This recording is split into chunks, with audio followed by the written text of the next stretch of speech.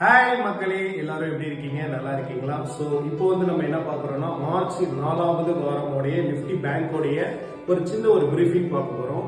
So last வீக்கோட Nifty bank பொறுத்த வரைக்கும் பார்த்தீங்கன்னா அதோட ஹை வந்து 54,133, லோ வந்து பார்த்தீங்கன்னா 51,333. கிட்டத்தட்ட பார்த்தீங்கன்னா அதோட டிஃபரன்ஸ் வந்து 2,800 பாயிண்ட்ஸ். அதாவது பேங்க் நிஃப்டியை பொறுத்த வரைக்கும் என்னன்னா -2%.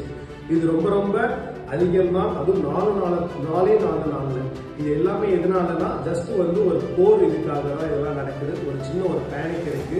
ஸோ எப்பயுமே வந்து டெக்னிக்கல் அனாலிசிஸா இருக்கட்டும், இல்லை ஃபண்டமெண்டலா இருக்கட்டும், இந்த போருக்காகவோ இல்லை ஒரு நல்ல செய்தியோ இருக்கும், இதெல்லாம் வந்து அக்செப்டே ஆகாது. அது எங்க நினைக்கிறதோ அது அந்த இடத்துக்கு போய் தான் ஆகும். எந்த இடத்துல இறங்குதோ அந்த இடத்துல இறங்கி தான் ஆகணும்.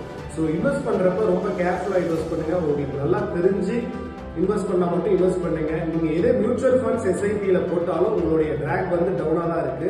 ஸோ அதனால ரொம்ப ரொம்ப இன்வெஸ்ட் பண்றப்ப கேர்ஃபுல்லா இன்வெஸ்ட் பண்ணுங்க. It's your hard earned money. Thank you மக்களே. நம்மளுடைய சேனலை லைக் பண்ணுங்க, ஷேர் பண்ணுங்க, சப்ஸ்கிரைப் பண்ணுங்க.